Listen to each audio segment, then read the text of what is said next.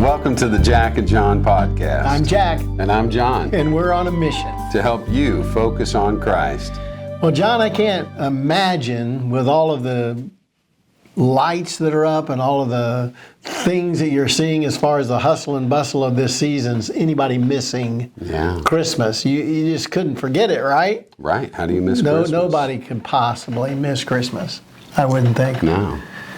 You know, when I was a kid, Christmas was not a big deal for our family. It just wasn't, you know. Thanksgiving was our big holiday. And part of that was because just some notions that my mom had from her parents. They never made a big deal out of Christmas. And then on my dad's side, well, he was poor and didn't have a lot. And so Christmas was kind of an annual disappointment for him. So I remember one year, this was just the flattest Christmas for me ever. Okay. What do you mean, flattest? Well, it was sad and depressing. Oh, sad. And we had gone to Tennessee to visit my grandparents, and that was good, you know. And we went to their house over Christmas break. All right, so we left. I believe it was probably late morning on Christmas Eve to come back home. All right, so we get home, and the house, you know, when we first get home, the house is dark, you know. Well, we didn't have any Christmas lights up. We didn't even have a tree. We get in there, flip on the lights and stuff, and it just felt empty. And I was probably about, I don't know, 5th or 6th grade, something like that. And we had no Christmas tree or anything, and there were no presents. No presents. And so no Santa this year. I must have, well, you know, I must have cried or something. I don't remember exactly how I was reacting. But my mom felt bad.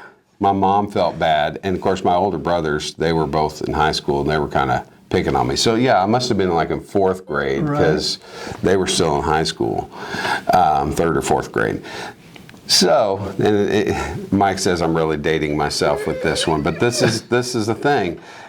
For those of you, you know, who are born before 1985 or something, I don't even know when it happened, but Service Merchandise, okay, was a store that we had, and Service Merchandise was kind of unique because it was the Dollar Tree. Kind of, but because you would pick something out, and then somebody would have to go to the back and get it and bring it out to you. You didn't get stuff off of the shelf and like take it. You just say, hey, you know, this is what I want. So my mom took me to Service Merchandise to pick out my own Christmas present.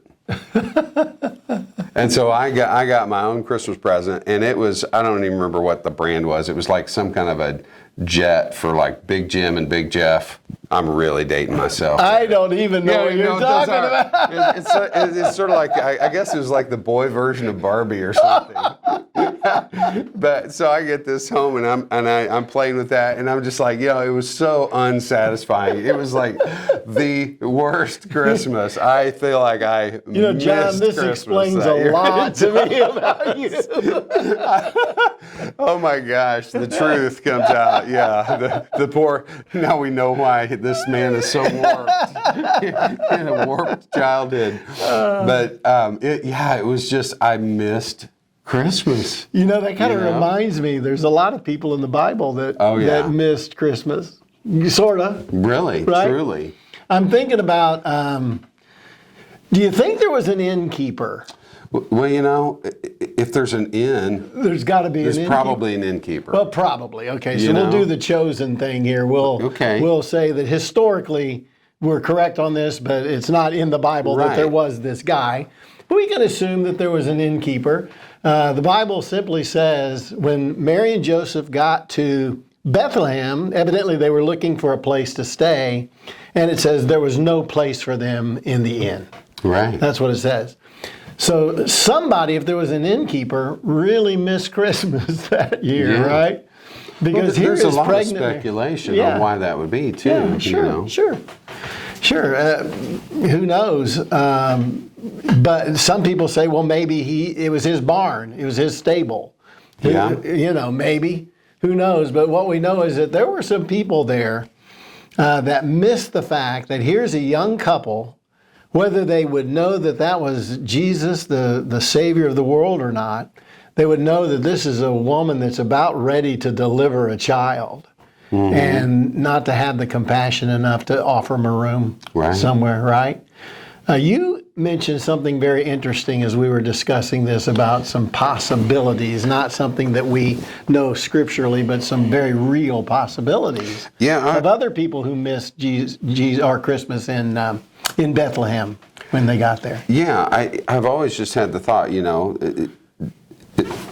Joseph's from the house and lineage of David, okay? So that's why he leaves Nazareth to go to Bethlehem, all right? So family. Well, house and lineage means family, right? Family, house and family. So you would think that there's some people there that would probably know him, they're related to him, and but there's no mention of that, and there's no mention of the family like rejecting them.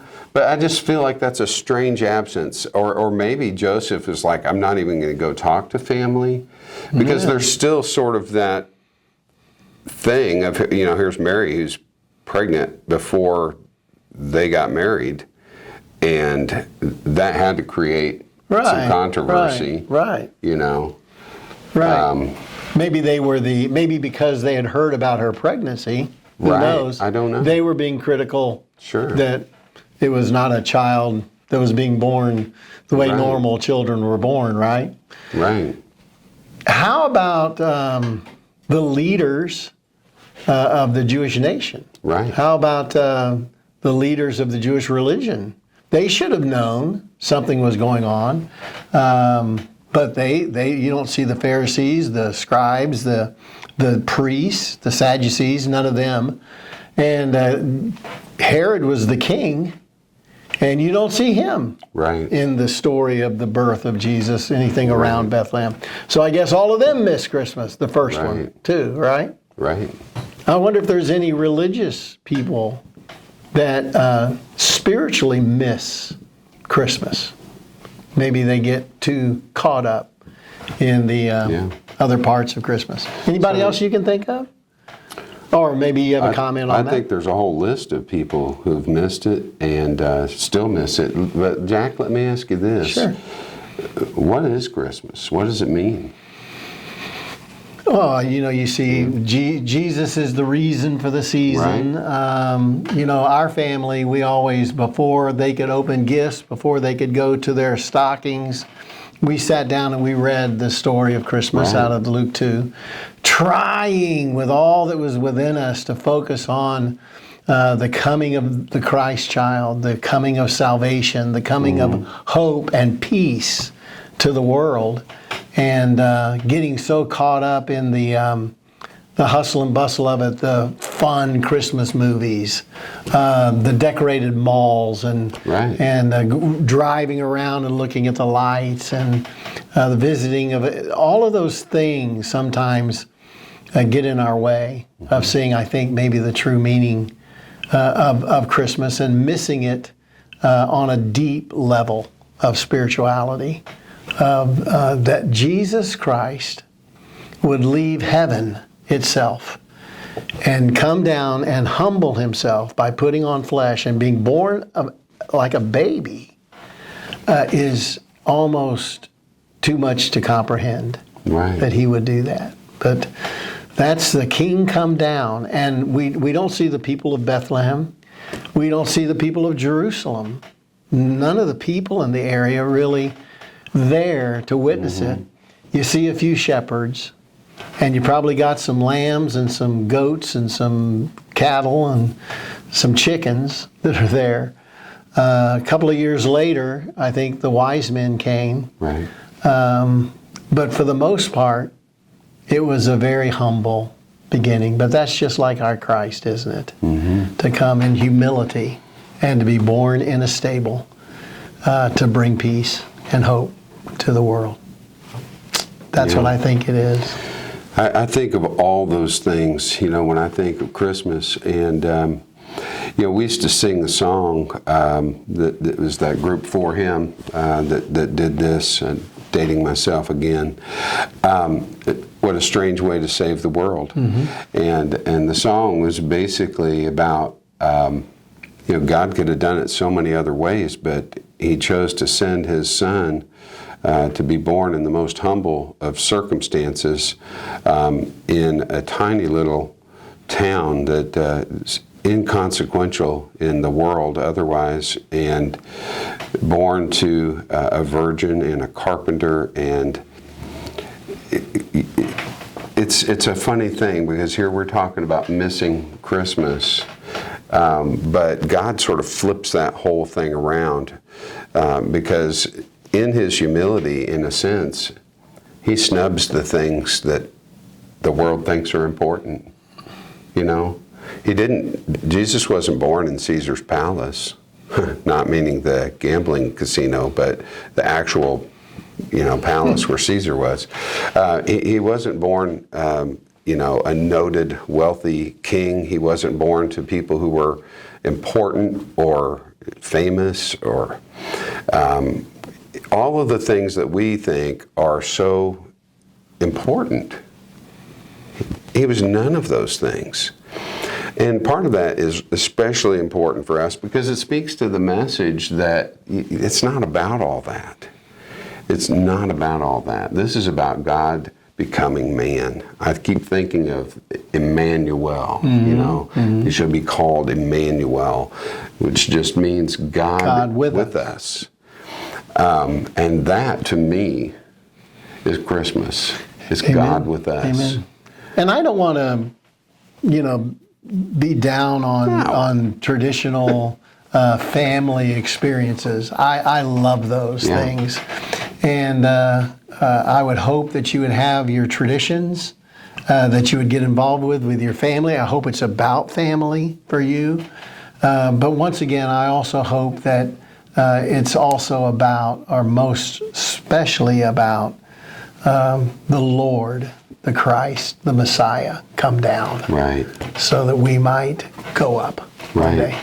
Now, I don't want to leave us on a sour note about my poor, dismal little Christmas experience, because it wasn't always that way.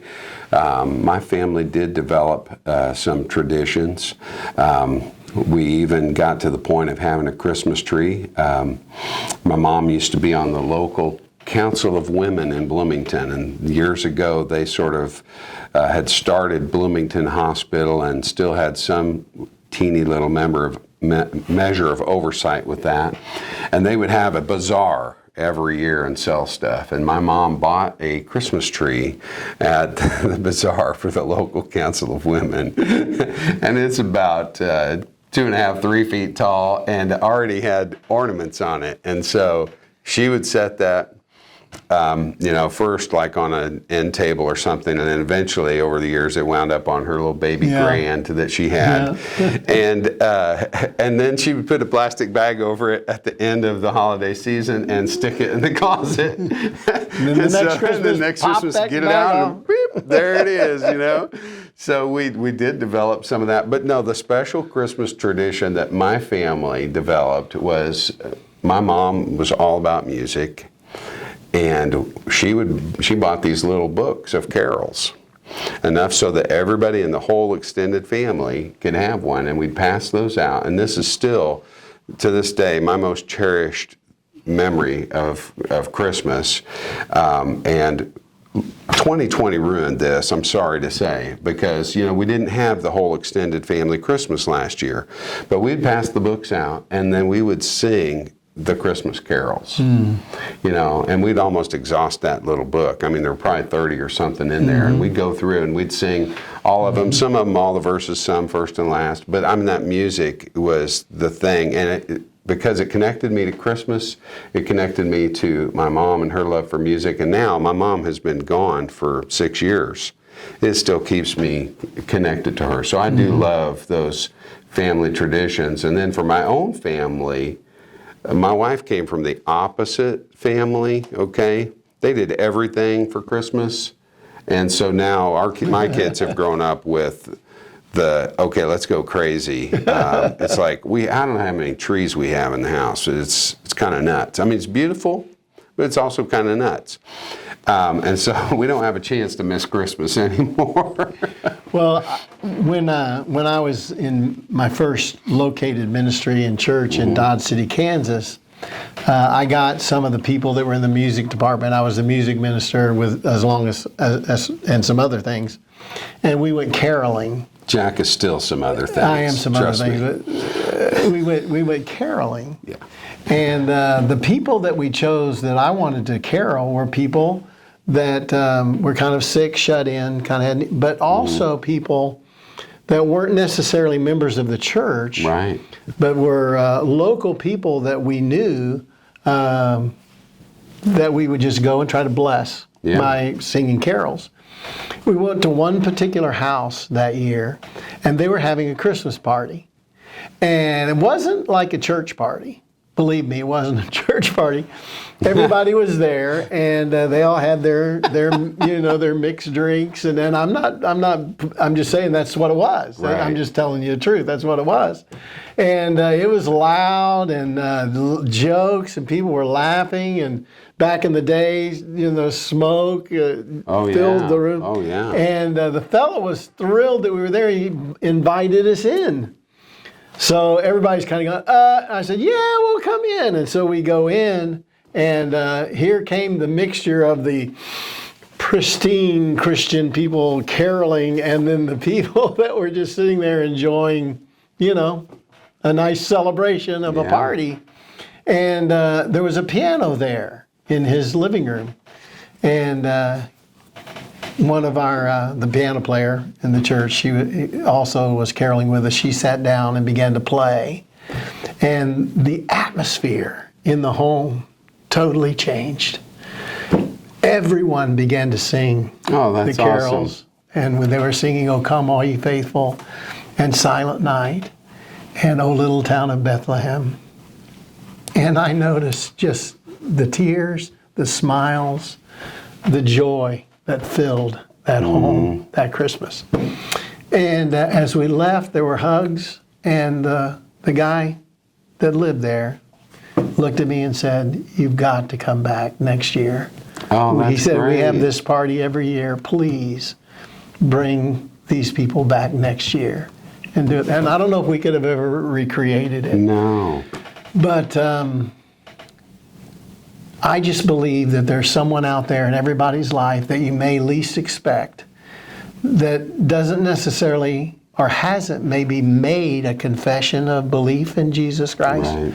but they may be your one that you could hone in on and make a point to be in their life, to be a part of their life this Christmas season, and take them with you to a Christmas Eve service or to a church service, and speak to them about the coming of the Christ child, so that your one won't miss Christmas ever again.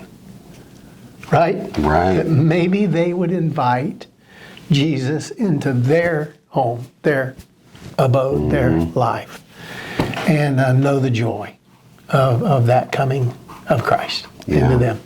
Who's your one this Christmas season? Get that one figured out and go after them in a wonderful, beautiful way.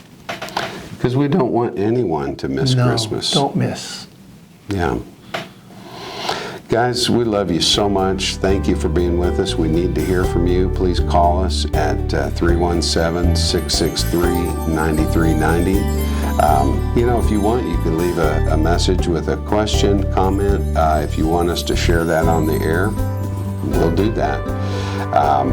And then also reach out to us at connect@jackandjohnpodcast.com. And this year, please reach out to those around you. Invest in their lives. Ask the Holy Spirit to give you the strength, the wisdom, the timing. Put our trust in Him, because we don't want to miss Christmas, and we don't want anyone else to miss Christmas. Oh, come let us adore Him. Yeah. Christ the Lord. Amen. See you next time.